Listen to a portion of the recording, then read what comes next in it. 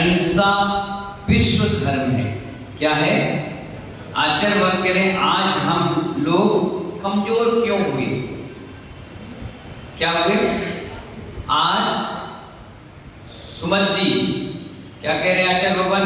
आज हम लोग कमजोर क्यों हुए? क्योंकि हमारे देश पर बहुत सारे आक्रमण हुए, बहुत सारे हुए। कभी आर आए, कौन आया? आर आए, उन्होंने आक्रमण किया।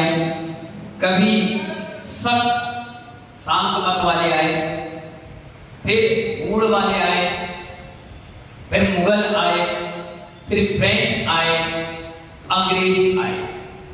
इस प्रकार से 100, 200, 300, 500 साल भगवान महावीर के बाद कई लोगों ने अपना शासन काल किया, अपना पुण्य का दुरुपयोग किया और चले गए। अपनी अपनी संस्कृति, अपनी अपनी भाषा, अपने अपने मंदिर, अपने अपने शास्त्र इस भारत पर थोप कर चले गए। तो जो जैसा चलता चला गया, जिसके अनुयायी जिसको मानने वाले रहे वो वैसा मानना चालू कर गए। फिर भी महानुभाव सब हमारे देश पर आक्रमण करते रहे, तब भी हम लोगों ने आज तक अपने धर्म को जीवंत रखा। क्या रखा है? आज तक अपने धर्म को जीवंत रखा है। आतंकवादी, आताताई कई लोग दुनिया को परेशान कर रखा है। अभी आप देख लीजिए कितना बड़ा युद्ध हो रहा है। 35 एकड़ की जमीन के लिए, कितनी एकड़ हो रहा है कि नहीं हो रहा है? इजराइल पर, गाजा पट्टी पर यहूदियों का, मुसलमानों का युद्ध क्यों हो रहा है? सिर्फ और सिर्फ 35 एकड़ जमीन के लिए। पूरा विश्व की लोगों की निगाह उस युद्ध पर है और सब लोग एक को सपोर्ट कर रहे हैं, एक को डिपोर्ट कर रहे हैं। काहे के लिए कर रहे हैं? सिर्फ इसलिए, और सभी लोग उसके पीछे लगे हैं। बड़े बड़े अस्त्र शस्त्र लेकर लोग बैठे हैं, उन सबको ढूंढ रहे हैं और उनको समाप्त करने के लिए दुनिया भर के देश प्रयत्नशील हैं। अगर मोदी जी भी G20 की बैठक करते हैं, उसमें भी बात कहते हैं कि आतंकवाद की समाप्ति में आप सब लोग सहयोगी बने, किसी को शरण ना दें, किसी को उत्साहवर्धन ना करें, जितना हो सके आप उसको क्या करें? पनिश करें, दंड दें, बंद करें। तो महानुभाव अमेरिका आदि जैसे बड़े बड़े राष्ट्र भी इस आतंकियों को ढूंढ रहे हैं। वही वाली कहावत हो गई कि चींटी आतंकवादी है और हाथी इसको ढूंढने में लगा। क्या है? चींटी आतंकवादी है और हाथी क्या कर रहा है? तो अमेरिका जैसे शक्तिशाली राष्ट्र भी आतंकियों से परेशान है। वहां भी लोगों ने क्या कर लिया? आतंकवाद फैला रखा है। इतने बड़े बड़े संकटों एवं नाना प्रकार की विपत्तियों के बाद भी अहिंसा का झंडा बरकरार बना हुआ। पहले के समय लोग हंसी उड़ाते थे, क्या करते थे? हंसी उड़ाते थे। लेकिन आज के लोग उसी अहिंसा की जांच करते हैं। किसी भी चीज की शांति अगर मिलेगी तो अहिंसा से मिलेगी, हिंसा से नहीं मिलेगी। आज जैसे विश्व में बड़े बड़े दार्शनिकों की मान्यता दी है, वैसे हमारा सिद्धांत है जियो और जीने को। क्या सिद्धांत है? हमारे ग्रंथों में लिखा है कि चींटी को भी जीने का अधिकार। क्या कहा आचार्यों ने? चींटी को भी जीने का अधिकार है। आप कौन होते हैं जिसको मारे? नहीं, आप नहीं मार सकते। ये जैन दर्शन का सिद्धांत है, जियो और जीने दो। इस बात की घोषणा हमारे पहले first prime minister Jawaharlal Nehru ने अपनी स्पीच में कई बार दिया। उन्होंने कहा कि अगर विश्व को कोई बचा सकता है तो अहिंसा परमो धर्म। जैन दर्शन के सिद्धांत जियो और जीने दो। आचार्य भगवान बता रहे यहाँ पर संपूर्ण प्राणी मात्र को जीने का अधिकार है। आज लोग बुलेट प्रूफ जैकेट पहनते हैं, बुलेट प्रूफ गाड़ी में घूमते हैं। क्यों बट्टी भाई, क्यों घूमते हैं? क्योंकि उनको डर है कि कोई हमें मार ना दे। क्या नहीं करते? इसलिए तो घूमते हैं। संजय भाई, अपना बचाव ताला लगाते क्यों? कोई चोरी ना कर ले। सामान की सिक्योरिटी क्यों करते हो? कोई उठाकर ना ले जाए। अपनी सिक्योरिटी क्यों करते हो? कोई मार ना दे। तो आचार्य भगवान कहते हैं मगर हमने कोई जैकेट पहना है? हमने कोई बुलेट प्रूफ गाड़ी इस्तेमाल की है? नहीं की। क्योंकि जो भय है उसके नाना प्रकार के हिंसा के भाव लिए हुए हैं, इसीलिए उनको डर है। अहिंसक प्राणी निर्भीकता के साथ जीवन जीते। हमारे अंदर किसी को मारने के भाव नहीं है तो हमें भी कोई मार नहीं सकता। आप रोज मार काट बचा के रखे हो, इसलिए आपको रिवॉल्वर रखना पड़ता है, तलवार चाकू रखना पड़ता है, बुलेट प्रूफ जैकेट पहन करके जाना पड़ता है, और गाड़ियों भी शीशा स्टील नेट के बनाकर बुलेट प्रूफ बनाना पड़ता है। इसलिए क्योंकि आपके अंदर हिंसा के भाव है। और दिगंबर साधु के कोई हिंसा के भाव है ही नहीं, इसलिए वो निर्भीक होकर के कहीं भी चला जाता है, आ जाता है, बैठ लेता है, उठ लेता है। यहां तक कि एक जगह पंचकणा हो रहा था। बहुत बढ़िया बात बताते हैं सुनील भाई। एक जगह पंचकणा हो रहा था और रात के लाइट चली गई 2.5 घंटे के लिए। विनय कुमार जी, क्या चली गई? लाइट चली गई। वहां पर जब कलेक्टर साहब थे तो उन्होंने देखा कि बहुत भीड़ है, 1 लाख लोग हैं। तो उन्होंने क्या किया? घोड़े बुलाए और जो बैटरी वाली लाइट होती है उस पर फिट कर दिया, लड़कों को बैठाया और कहा कि मार्च करो। कहीं लेडीज कहीं जेंट्स, इनको कोई रात में दिक्कत परेशानियां ना आए। अब क्या हुआ देखिए, अजूबा। आप सुनिए बड़े ध्यान से, अहिंसा के परमाणु कितने पावरफुल होते हैं। वो कलेक्टर साहब सुबह जब हमारे पास आए, बोले महाराज जी आपकी व्यवस्थाओं में कोई कमी आई है तो क्षमा कर देना। मैंने कलेक्टर साहब क्या है की व्यवस्था? बोले यहाँ ट्रांसफार्मर लगा था, ज्यादा लोड हो गया तो फूक गया, 2-2.5 घंटे लाइट बंद रही। पर एक अजूबा मैंने देखा महाराज जी। मैंने क्या देखा? बोले जब रात के घोड़े पर लाइट लगकर हम लोग सर्च मार्च कर रहे थे, उस समय आपके समाज की महिलाएं, बहनें, जेंट्स, बुजुर्ग महिलाएं, यंग युवा जवान बच्चे भी घूम रहे थे, लेकिन कोई डर नहीं रहा था। मैंने कहा क्यों? बोले पता नहीं, इतनी सी लाइट चली जाए इतने बड़े कार्यक्रम में तो लोगों को डर लगता है, अरे कैसे घर जाएंगे, कोई उठा ना ले जाए, कोई चोरी ना हो जाए। लेकिन आपके जैन दर्शन के जितने भी अनुयायी थे वो ऐसे चले जा रहे थे जैसे वो घर के मोहल्ले में घूम रहे हो। मैंने कहा कलेक्टर साहब, यही तो जियो और जीने दोनों की कला है। क्योंकि वो महिलाएं जानती हैं कि हमने किसी का कुछ नहीं बिगाड़ा तो कोई हमारा भी कुछ नहीं बिगाड़ सकता। हमने किसी को कष्ट दिया ही नहीं है तो हमें भी कष्ट कोई नहीं देगा। हमने किसी को गाली नहीं दी तो कोई हमें गाली नहीं देगा। हमने किसी को कमेंट नहीं कसा तो वो भी हमें नहीं करेगा। क्यों? क्योंकि अहिंसा में विश्व धर्म है। कलेक्टर साहब बोले महाराज और कोई धर्म के लोगों के होते तो हमें सिक्योरिटी और बढ़ानी पड़ती। आपके यहाँ का जुलूस निकलता है, शोभा यात्रा निकलती है, कभी पुलिस की जरूरत नहीं पड़ती, कभी जाम नहीं लगता, कभी कोई परेशानियां नहीं आती। और मतों के जब भी जुलूस निकलते हैं हमें बहुत बड़ी सिक्योरिटी दी जाती है। आपने कभी सुना महावीर जयंती पर उपद्रव हुआ?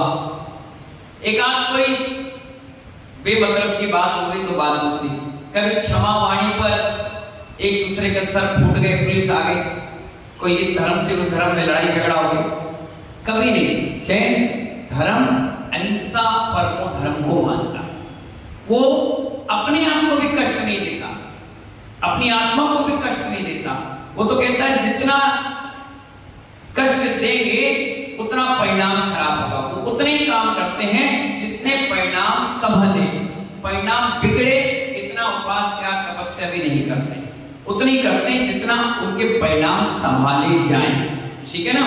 तो आचार्य भगवान कहते हैं कि इहलोक भय, परलोक भय, अस्मिक भय, अनुरक्षा भय, वेदना भय, अबुद्धि भय, इन 7 भय से सम्यक दृष्टि जीव दूर रहता है। इसीलिए तो साधु हैं, श्रावक हैं, ये मुनियों के साथ बिहार में जाते हैं, जंगलों में रुक जाते हैं, रास्ते में चौका लगाते हैं, बड़े बड़े आयोजन करते हैं।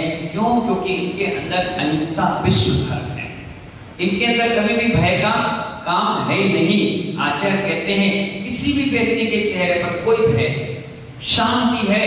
और जैन व्यक्ति जब किसी 10 लोगों के बीच बैठ जाता है तो लोग बड़ी इज्जत से और बहुमान के साथ उसका सम्मान करते हैं कि भाई जैन व्यक्ति, जैन के अंदर परमाणु है।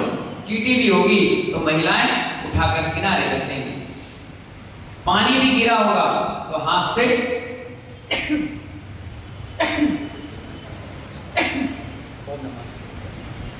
साफ कर लेती हैं, बिछानी का ध्यान रखती हैं, अभक्ष का ध्यान रखती हैं। बचपन से ही, पेट से ही बच्चों के ऐसे संस्कार डाल दिए जाते हैं कि वो हिंसा की तरफ कभी अपने पैर नहीं बढ़ाते। भोजन में भी महानुभाव शोध कर, देख कर, प्रासुकता, हर बच्चे के अंदर एक गुण डाला जाता है। जैसे खून शरीर में दौड़ता है, ऐसी अहिंसा के परमाणु भी दौड़ते। शेर के सामने पंडित जी को भूखा डाल दिया गया, 7 दिन से भूखा शेर। स्वाभाविक है, शेर का काम क्या होता है? मांस का भक्षण करना।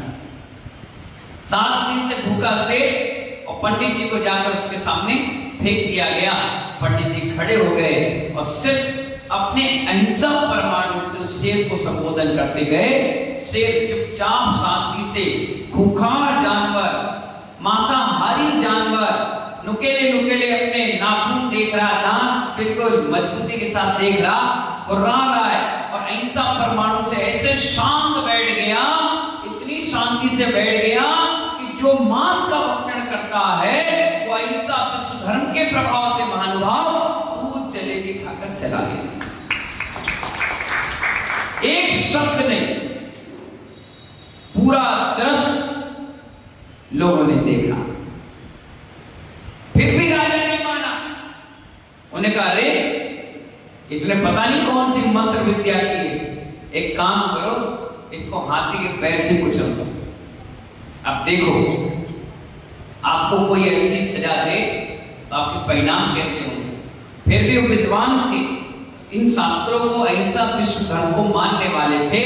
हाथी ने जैसे पैर उठाया और उसकी छाती पे रखना चाहा तो रख नहीं पाए, एक पैर पर खड़ा, ऐसे खड़ा रहा। वो पंडित जी कह रहे हैं, ये हाथी तेरा कसूर नहीं है, तुझे तो महावत ने, राजा ने जैसी आज्ञा दी तू कर रहा है, तू अपना काम कर और मैं भी अपना काम करूंगा। मैं संलेखना पूर्वक मरण करूंगा। पीछे से वो खंजर उसके सिर पर मारता रहा। मजाल है अहिंसा के परमाणु का, देखिए हाथी ने पैर नहीं रखा। ये प्रभाव पड़ता है मानव, नौकर पे प्रभाव पड़ जाता है।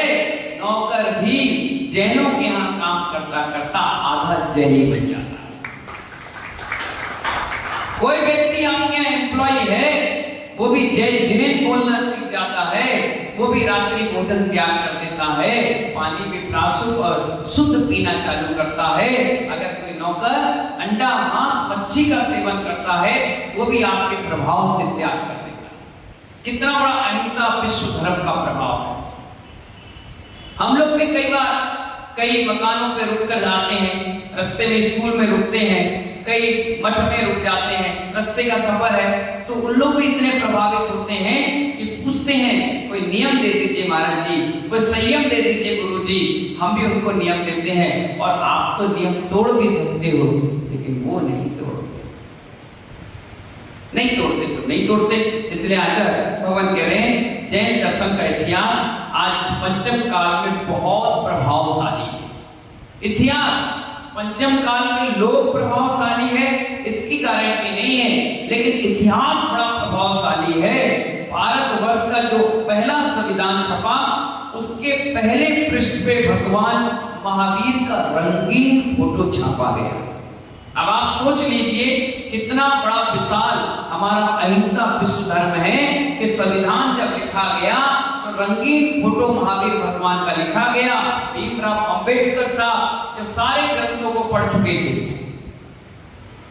बापू के पास गए और कहा, बापू मैंने सारे ग्रंथों को पढ़ लिया लेकिन संविधान की रचना नहीं कर पा रहा, आप बताइए कुछ रास्ता। उन्होंने कहा, जैन दर्शन पढ़ा? बोले नहीं। बोले पहले पढ़ो। किसके पास पढ़ो? उन्होंने कहा, अच्छे विद्वान से पढ़ो जो इस ग्रंथि को सुलझा सके। उन्होंने ढूंढा, मिल गए बनारस में यूनिवर्सिटी में बहुत बड़े विद्वान, उनको लेकर के नागपुर की यूनिवर्सिटी में गए और 6 महीने तक जैन दर्शन पढ़ते रहे। एक पेज पढ़ा, उन्हें बहुत अच्छा लगा, दूसरा और अच्छा, पढ़ते गए 6 महीने सारे ग्रंथों को पढ़ने के बाद उन्होंने संविधान की रचना की और बापू के पास लेकर के गए और बोले, बापू जब से जैन शास्त्रों को मैंने पढ़ा है तब से मैंने संविधान की रचना प्रारंभ की है। और इतना बड़ा उदाहरण, इसीलिए तो उन्होंने जब संविधान की बुक तैयार करी, पहली बुक, तो पहले पृष्ठ में उन्होंने भगवान महावीर स्वामी का चित्र रंगीन फोटो लगाया। आचार्यवन कहते हैं इसलिए लगाया जिससे लोगों को पता चल जाए कि भगवान महावीर के सिद्धांतों से ये संविधान की रचना की। इसलिए आप देख लीजिए उसमें जहां जहां संविधान की बात आएगी कहीं ना कहीं जैन दर्शन का कोई ना कोई फुट आपको नजर जरूर आएगा। आचार्य भगवान कहते हैं, शांति निकेतन से राजेंद्र प्रसाद जी ने उसे मंगवाया, उस पर 4 लाइनें भी लिखवाई। महात्मा गांधी ने भगवान महावीर के अहिंसा के सिद्धांतों को लेकर महानुभाव यूनियन जग के ब्रिटिशों का साम्राज्य था उसे अपने आप समाप्त किया, अहिंसा से ही किया। महानुभाव हमने भी कई किताबें छपवाई, बंटवाई तो और पढ़ी भी, उसमें भी कहीं ना कहीं जैन सिद्धांतों के बारे में लोगों ने लिखा है। आजादी कैसी मिली तो लोग भी कहते हैं अहिंसा के सिद्धांतों से। आज भी अगर कोई व्यक्ति लड़ाई कर रहा है तो उसका रीजन निकलता है हिंसा, और अगर सुलह करता है तो निकलता है रीजन अहिंसा। क्या निकलता है? इसलिए महानुभाव हमारे आचार्य भगवान कहते हैं कि जैसे तत्व ज्ञान सूक्ष्म होने पर भी आदमी के समझ में नहीं आ पाता, भ्रमित हो जाता है, उसी प्रकार महानुभाव तत्वार्थ सूत्र ऐसा सूत्र है जिसको पढ़ करके हमारी आत्मा के लगे हुए कर्म कालिका को नाश करने में सहायक बन पाते हैं। इस पंचम काल में हम सभी लोगों का जन्म हुआ है, लेकिन महानुभाव ये बहुत अच्छी बात है कि हमारे पास शास्त्र हैं, जिन आगम हैं, जिन वाणी हैं, बड़े बड़े आचार्यों के लिखी ग्रंथ हैं, इनको पढ़ने के बाद आत्मिक शांति मिलती है, अहिंसा विश्व धर्म को समझने का मौका मिलता है। और इन्हीं बातों से आचार्य भगवान कहते हैं कि जब तक आपकी आयु पूर्ण नहीं होगी आपका कोई कुछ नहीं बिगाड़ सकता, आपको कोई परेशान हैरान नहीं कर सकता।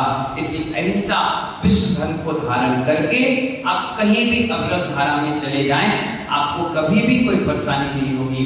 जैसे हम लोग हैं, आराम से चले आए, अगर यही हम भय डर के साथ आते तो क्या होता? 4 आदमी हमारे साथ आते, सिक्योरिटी बनाकर चलते, दिक्कतें और परेशानी आ जाती।